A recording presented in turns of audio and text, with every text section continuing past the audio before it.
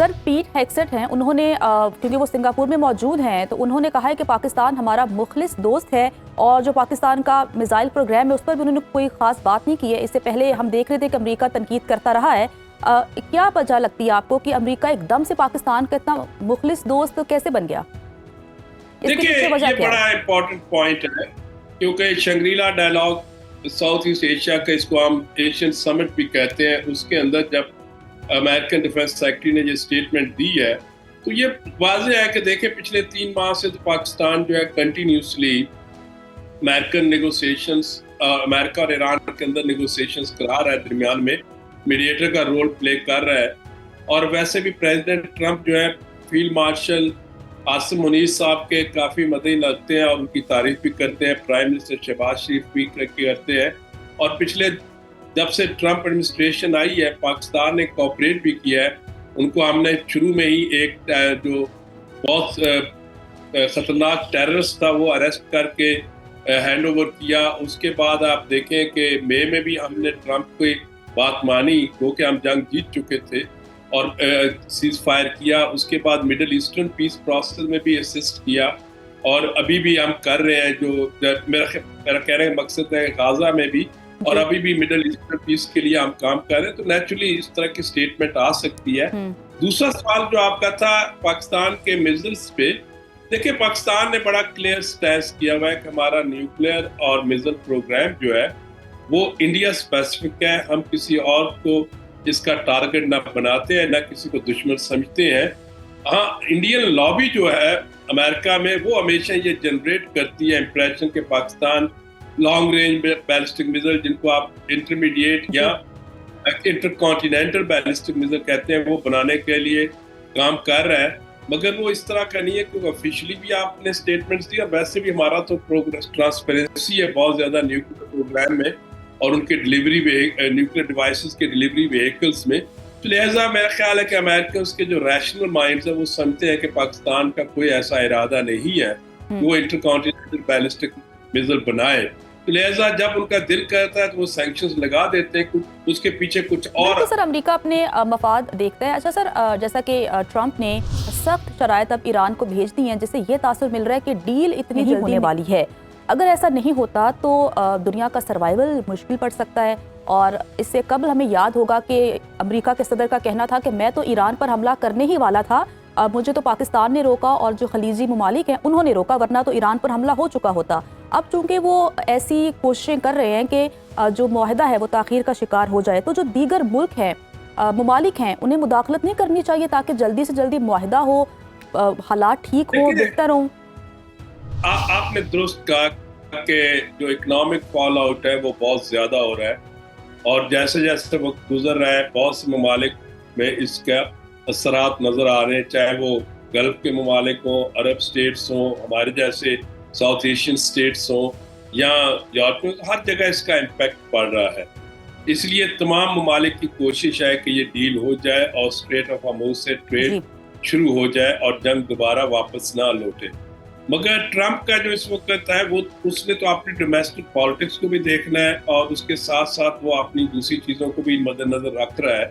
مگر میرے جو اپنا اندازہ ہے کہ ڈیل تو ہو جائے گی، مگر وہ اس کو سخت سے سخت کہنے کا مقصد کیا ہے؟ وہ تو پھر نیوکلیئر نیگوسیشنز ہے، اس پہ ایران نے آلریڈی کہہ دیا ہے کہ ہم تو نیوکلیئر بم نہ بنانا چاہتے ہیں، نہ بنائیں گے۔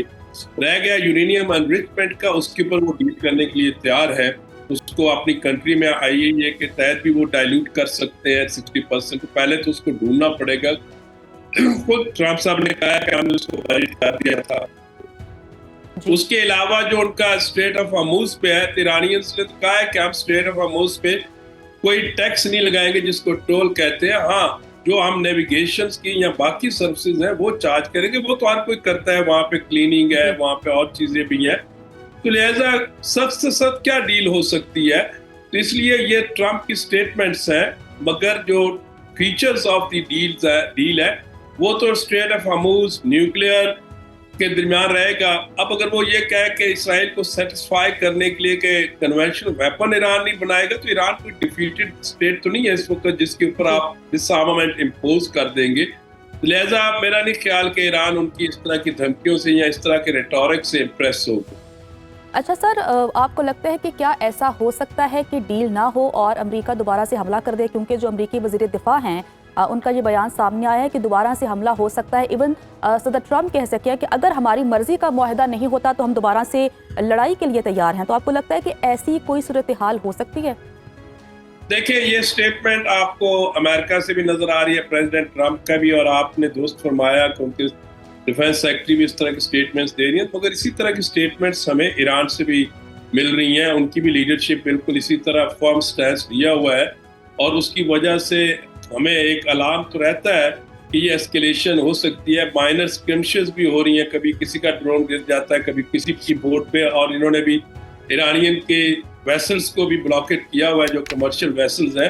اس سچویشن میں جس کو آپ کہتے ہیں انیڈورٹڈ ایسکیلیشن ہو سکتی ہے، کسی ایکسیڈنٹ کے تحت بھی ہو سکتی ہے.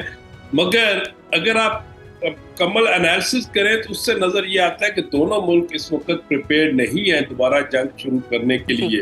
مگر ایک ایکسیڈنٹ یا ایک غلط ایکشن جو ہے وہ ایسکیلیشن کی طرف لے جا سکتا ہے، مگر اس میں امریکہ کو اس کے جو ڈیزائرڈ آبجیکٹیوز ہیں وہ نہیں ملے گی. جی بالکل، ہم بھی امید کرتے ہیں کہ جنگ بندی رہے اور دوبارہ سے جنگ شروع نہ ہو.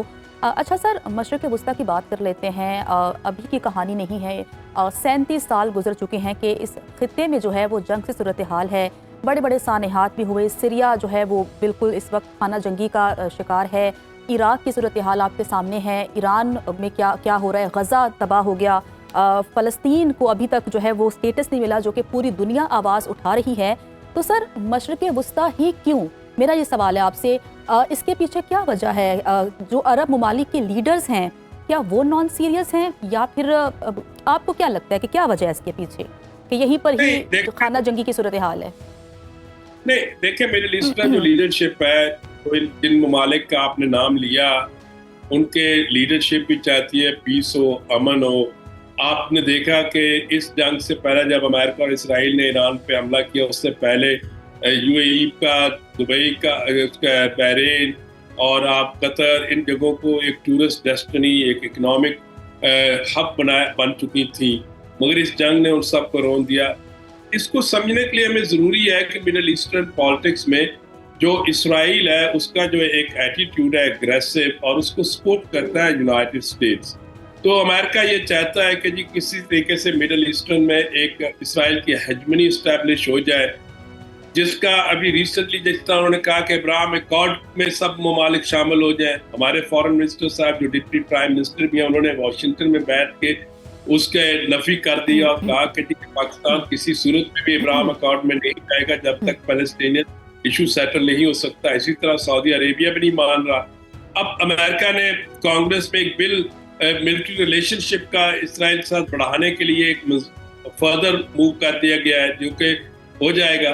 تو دیکھیں، یہ جو مڈل ایسٹرن انسٹیبلٹی جس کی طرف آپ نے اشارہ کیا، اس کی مین وجہ تو اسرائیل کی ہر درمی فلسطین کا ایشو سیٹل نہ ہونا، اور اس کی وجہ سے پھر امریکہ کا اسرائیل کی جو خانہ جنگی اس نے مچائی ہے، کبھی وہ غزہ میں جینوسائیڈ کرتا ہے، اب لیبنان میں بھی شروع ہے، اس کو انکنڈیشنل سپورٹ کرنا. یہ سارے چیزیں مل کے جو مڈل ایسٹرن آپ کو سچویشن نظر آ رہی ہے اس میں اس کو بناتی ہیں. تو اس میں امن تو اسی وقت ہوگا جب اس فلسطینیز کے رائٹس مل جائیں گے اور باقی سٹیٹس کے بھی رائٹس کو ایکسیپٹ کرے گا اسرائیل اپنے نیبرنگ سٹیٹس کے.